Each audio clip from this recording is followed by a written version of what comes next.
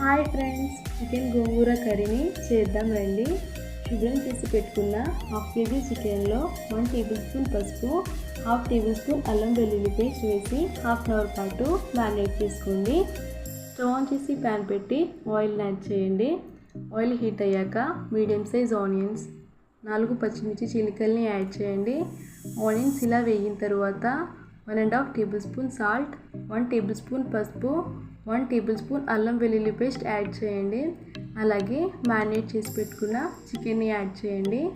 మూత పెట్టి 5 మినిట్స్ మగ్గనివ్వండి. తరువాత 3.5 టేబుల్ స్పూన్ కారాన్ని యాడ్ చేయండి.